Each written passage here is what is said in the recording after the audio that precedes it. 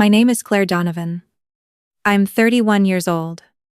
And on the night I defended my doctoral dissertation, the 5 years of my life I had poured into every single page, the only seat in that auditorium that mattered to me was empty. No dad in the front row with his phone out, recording everything. No mom, pressing a bouquet into my hands afterward. No sister texting me, "Good luck," from the parking lot. Just a wooden chair with a folded program sitting on it. Undisturbed. Like no one had ever planned to be there at all. 3 hours before I walked up to that podium, my dad called me from a restaurant. I could hear silverware clinking, and my sister's laugh cutting through the background noise like it always does. Sharp and bright, and pulling all the air out of every room she enters. He sounded distracted, like he was already halfway through his entree, and I had interrupted something important. "We're going to try to make it work, sweetheart," he said. "But you know how the reservation is. It's her birthday weekend. We'll celebrate your thing after." Your thing. 5 years of research. 2 university grants. 3 peer-reviewed publications. And a dissertation committee that called my work genuinely significant. Your thing. I didn't say any of that. I said okay and hung up. I sat in my car in the parking garage for 11 minutes before I went inside. Before I tell you what happened at my sister's engagement party 4 months later, and what I did with the microphone they handed me, I want to know, where are you right now? And what time is it? Because this story about family, about worth, about what happens when you finally stop being the understanding one, I want to see how far it travels. I grew up in a house in Columbus, Ohio, where being smart was respected, but being charming was rewarded. My dad runs a regional insurance firm, the kind with his face on a billboard, on Route 23. He coaches youth baseball on weekends and gets his name in the church bulletin, and says things like "We raised our girls right" at dinner parties, while my sister and I sit on opposite ends of the table, existing in completely different versions of the same family. My sister is 3 years younger than me. She has my dad's confidence and my mom's cheekbones, and an Instagram account with 40,000 followers built around her authentic lifestyle content. Which, as far as I can tell, means posting aesthetically lit photos of her coffee and occasionally her dog. She has never held a full-time job for longer than 8 months. She is warm and funny, and completely convinced that the world will arrange itself around her needs if she just smiles at it long enough. And honestly, for most of her life, she has been right. Because our parents arranged it first. I was the one who got the good grades because I had the aptitude for it. She was the one who got the trip to New York for her 16th birthday because she needed the experience. I was the one who worked 20 hours a week through undergrad because you're so capable. Claire. You don't need us hovering. She was the one who got her rent covered for 2 years after college because she's still figuring things out. I figured things out on a graduate stipend, and a strict budget, and an apartment with a radiator that clanged all winter. When I got into my doctoral program, my dad took me to lunch at the good steakhouse downtown. The one with the dark wood paneling and the steaks that cost more than my weekly groceries. He ordered a bottle of wine and told me he was proud of me and pulled out his checkbook. "For whatever you need," he said. "Books. Conferences.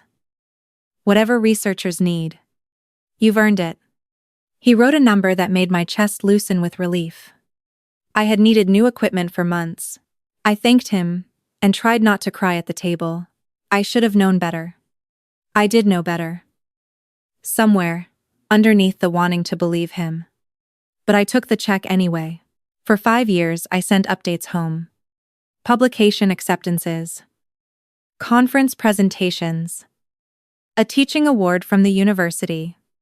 My mom would say that's wonderful, honey, and send a heart emoji. My dad would occasionally forward my emails to his colleagues with a line like "That's my daughter." My sister would react to my Instagram posts with a fire emoji, and then post 3 of her own. The family group chat moved fast. And my news always sank to the bottom, within hours. Buried under photos of my sister's brunch and my dad's golf scores. 6 weeks before my dissertation defense, I sent a formal save the date to the family group chat. Date. Time. Location. The whole thing. My sister responded with a confetti emoji. My mom said we'll be there. My dad sent a thumbs up, 2 weeks before.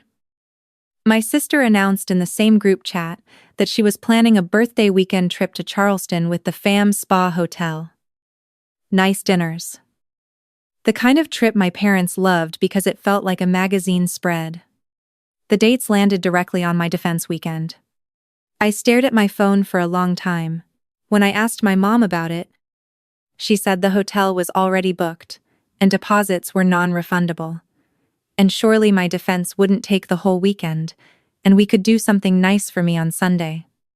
My dad texted separately. You know how she gets about her birthday. We'll be there for the important part. Relax. I tried to relax. I told myself they wouldn't actually choose a spa weekend over my doctoral defense. I had spent 5 years working toward this. My dad had written me a check. They had said they would be there. The night before my defense, I was in my apartment going over my slides for the last time. My roommate from undergrad, now living 2 states away. I had sent me a care package with coffee and a card that said you built something real. My advisor had texted me at 10 p.m. to say she believed in my work completely.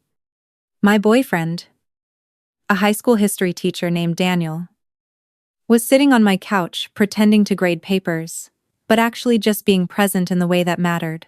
He was the kind of quiet, steady that I had never once received from my own family and had spent years not realizing I was missing. His phone lit up on the coffee table with a notification. A tagged photo on Instagram. He glanced at it, and his expression did something careful and controlled. The way a person's face does when they are deciding how much to show you. Do you want to see this? He asked. I knew before I looked. I looked anyway. My sister had posted a photo at the Charleston Hotel rooftop restaurant. Golden hour light. Everyone holding their drinks up. My dad in a blazer. My mom in a wrap dress. My sister in the center looking luminous. The birthday girl. She had tagged the restaurant and the hotel and captioned it surprise early birthday dinner with my whole heart family. I am so full of love. The timestamp was 2 hours before my rehearsal dinner. I mean before my defense prep session. Before I had spent an hour alone doing breathing exercises in my bathroom, I scrolled down. My dad had commented, proudest dad in the room. I put the phone face down on the table. Daniel came and sat next to me without saying anything. After a minute, he put his hand over mine. If this was my family, he said quietly. What would you tell me to do? I didn't answer. We both knew what I would say. Let me ask you something honestly. If the people who were supposed to be your loudest supporters were 45 minutes away at a rooftop dinner the night before the most important presentation of your life, would you still walk into that auditorium believing it was going to be okay, or would something inside you quietly and permanently shift? I got dressed the next morning alone. I wore a navy blazer I had bought specifically for this day. 8 months ago. On sale. Because I had been looking forward to it for that long. I did my hair the way I like it, and I did not look at my phone until I was already in the building. There was one text from my mom at 7 a.m. Good luck today. Thinking of you. A thinking of you text. Like I was someone she followed on Facebook. Not someone she had raised. The auditorium at the university was a long, wood-paneled room with tiered seating. My committee sat at a long table at the front. My colleagues and fellow researchers filled most of the seats on the left. Friends from the department. My advisor. 2 professors who had written recommendation letters for me. Daniel was in the 3rd row. He had taken a personal day from work. He had ironed his shirt. He was holding a small succulent in a terracotta pot that he had wrapped in brown paper because he knew I couldn't have flowers in the apartment due to my cat. On the right side, near the aisle, there were 3 seats I had held with a card that said, "Reserved Donovan family." All 3 were empty when I walked in. I stood at the podium and looked at those seats for exactly 3 seconds. Then I looked at Daniel, who gave me a nod. That meant you are enough. You have always been enough without them. Then I looked at my committee. And I began. I spoke for 47 minutes. My voice did not shake. I answered every question from the committee with precision and composure. When my advisor said, "It is my pleasure to inform you that your dissertation has been approved without revisions," the room applauded, and I felt something so large move through me that I had to press my thumbnail into my palm to stay present. Afterward, in the hallway, my phone showed 4 missed calls, all from my mom. The voicemail said, "Honey, we got a little turned around, and then parking was a nightmare, and I think we missed the main part but we're right outside. Can you come out?" I could hear my sister in the background asking if the hotel restaurant did late checkout. I stood in the hallway with my advisor's congratulations still warm in my ears, and a 5-year weight lifted entirely from my shoulders, and I made a decision. I let the voicemail end. I put my phone in my jacket pocket. I went back inside to be with the people who had shown up. My dad texted that evening, "Sorry we missed the formal part. We'll take you out for dinner this week. No big deal. You know, these academic things run long. No big deal. A 7-member doctoral committee and 5 years of work. No big deal." My sister sent a voice memo. "Ugh. I feel terrible. Say. But honestly, you were probably amazing, and you don't even need us there. Like you're so confident. Anyway, come visit soon. I want to celebrate you properly with a really good brunch." I let all of it sit unread for 3 days. For the first time, the silence I was choosing felt different from the silence I had always accepted. This one was mine. What would you have done with those 3 phone calls sitting unanswered? Would you have picked up and smoothed it over the way you always have? Or would you have stood in that hallway and let yourself feel the full weight of what they had shown you? Daniel and I went to dinner that night at the small Italian place near campus where we had gone on our 3rd date. He brought the succulent. I brought all 5 years of complicated feelings and let myself cry once. Briefly. Into my water glass, before the food came. And then I let myself be happy. Actually happy. Because the work was real. Because the people in that room who mattered had been there. Because I had done it entirely on my own terms even when it cost me more than it should have. Over the following weeks I settled into a new phase. Job applications. A postdoctoral fellowship offer I was seriously considering. Daniel and I talked about moving in together. I ran on the trail behind my apartment every morning, and I called my friends, and I existed in a quiet life that felt genuinely mine, in a way that nothing in my childhood home ever had. Then, about 4 months after my defense, on a Sunday afternoon, my mom called on video. She was in the living room at home. The one with the cream sectional and the family photos arranged on the gallery wall. Nearly all of them featuring my sister prominently. My dad was on the couch behind her in his weekend polo. My sister walked into frame, holding up her left hand. And I saw the ring, before I processed her expression. "Surprise," she said. Like this was a gift for me. He had proposed the night before. My mom explained.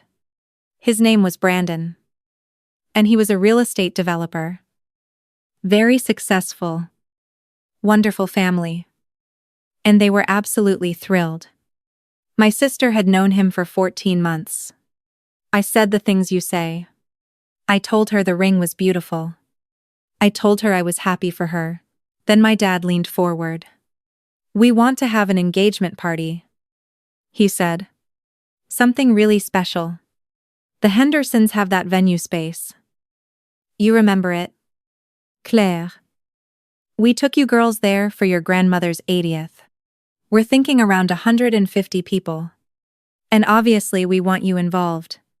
He paused in the particular way. He paused when he was about to ask for something. "We were actually thinking about using some of the fund I set up for you, since you're established now. And you've got the fellowship offer. You won't need it for equipment anymore." Right. We thought it would be meaningful. All of us contributing to her celebration. I kept my face very still. The fund he had offered me. The check he wrote at the steakhouse. The one I had taken to the bank and kept untouched in a separate account because I had been too proud and too hopeful to tell anyone I had never actually spent it. He wanted to redirect it to my sister's engagement party, which would be held at a venue I remembered from a childhood event, with 150 of my parents' friends and my sister's followers, with speeches and a photographer and content opportunities, and he was framing it as contribution. As meaning, "We'd really love for you to say a few words at the party," my sister added, already scrolling on her own phone. "Like a toast. You're so good with words. Say. Everyone always says that. It'll be the sweetest moment."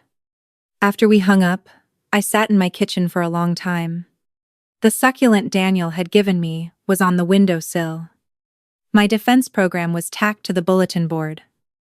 The one with my name on it, and the date, and the words, "Approved, without revisions," written in my advisor's handwriting at the bottom. I opened my laptop and I started a folder. I called it Donovan Record. "I want to ask you something.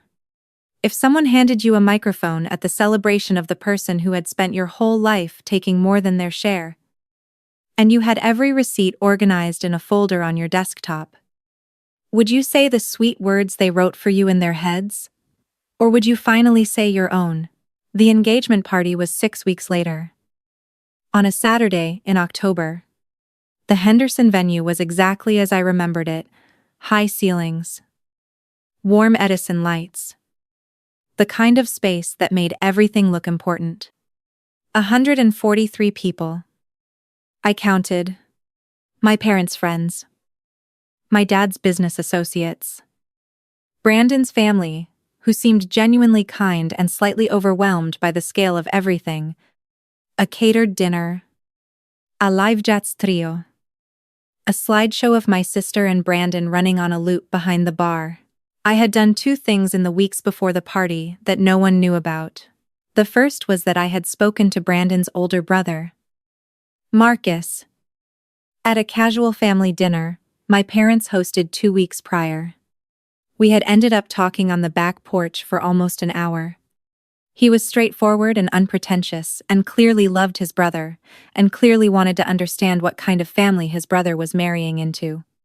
I had been honest with him without being cruel. I told him I hoped Brandon understood the full picture. He had listened carefully and said very little.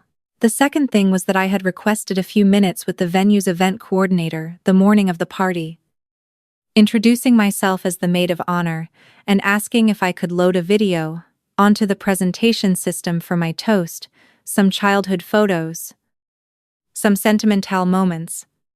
She said, of course. They loved personal touches. Just hand her the drive before dinner. The video I loaded began with exactly that. Real photos.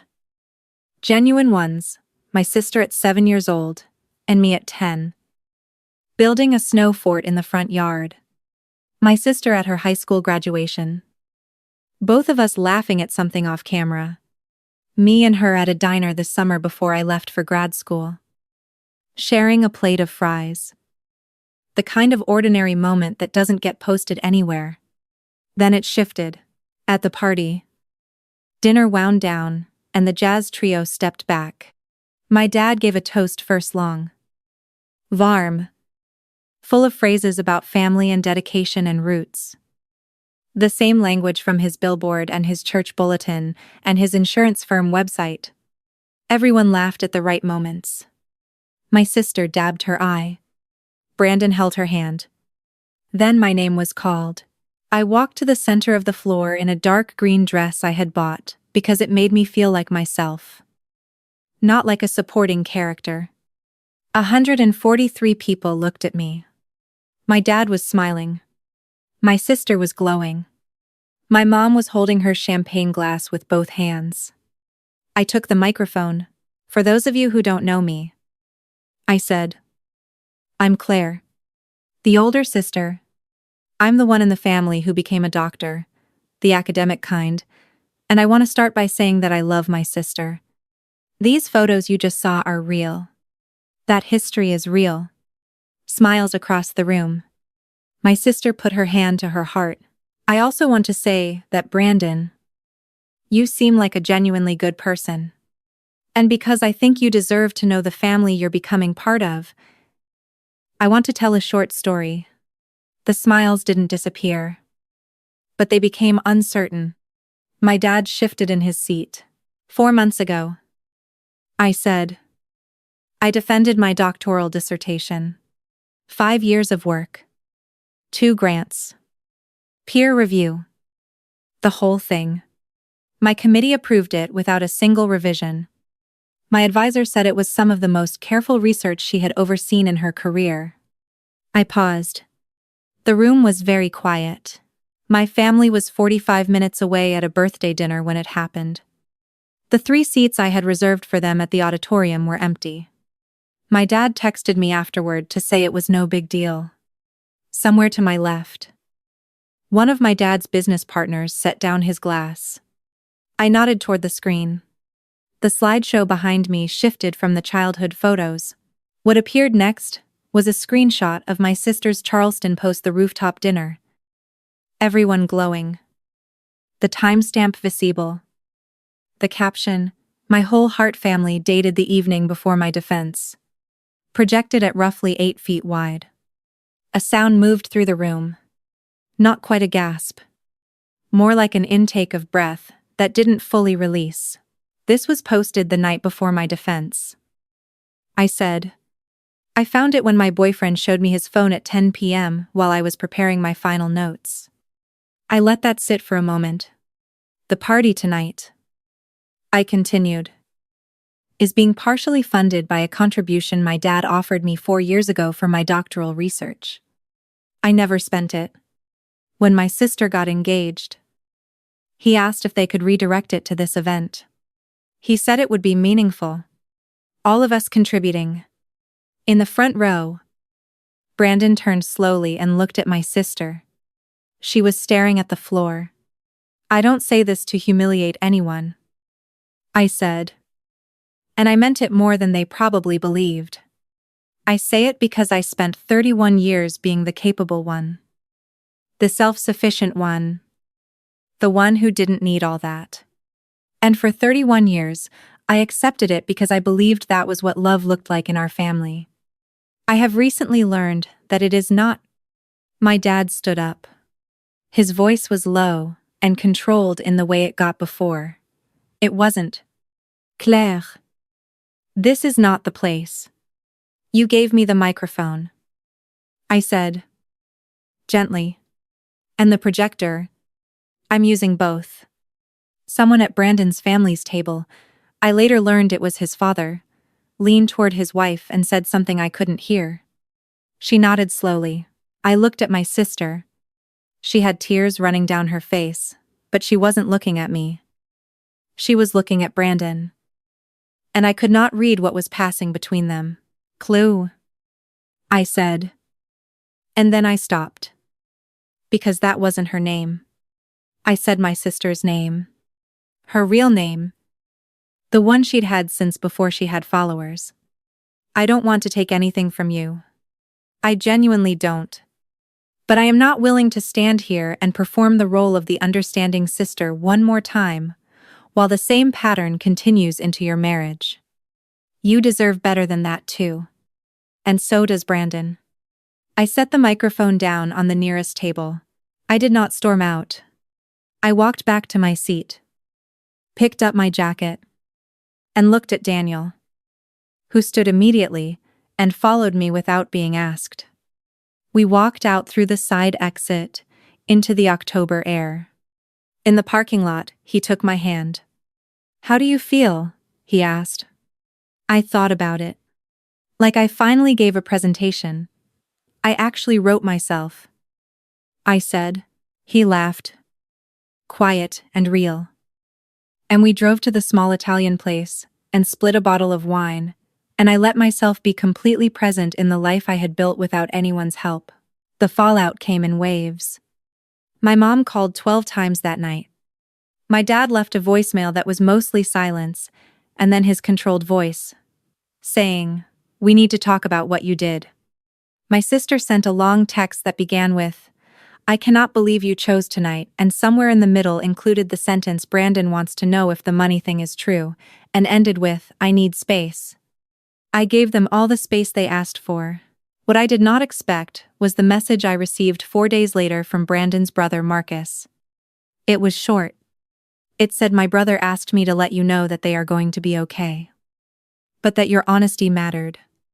He said you gave him information he needed. He said thank you." I read it 3 times.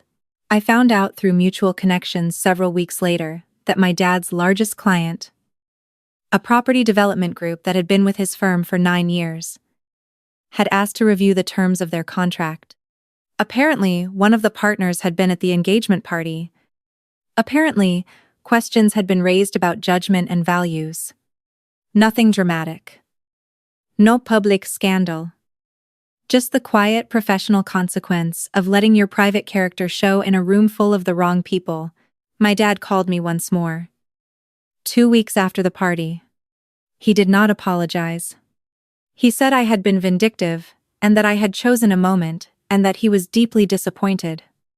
I let him finish. Then I said, "I know you believe that. I hope one day you understand why I disagree." And I meant it. Not as a performance of calm, but as the actual truth of where I had landed. I did not hear from him again for a long time. And the silence, which had always felt like a verdict about my worth, finally felt like something I was choosing rather than receiving. I started therapy 2 months after the party.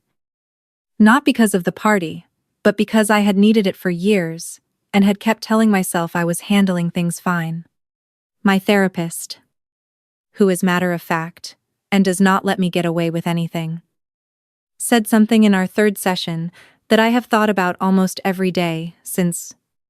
She said, "The fact that you functioned well despite the neglect does not mean the neglect was not real." Daniel and I moved in together in January.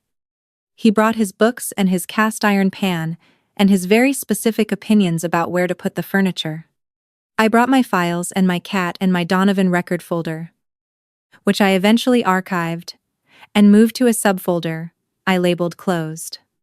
Our apartment has 2 windows that get morning light and a small outdoor space where I put the succulent from my defense day, which has now produced 2 offshoots.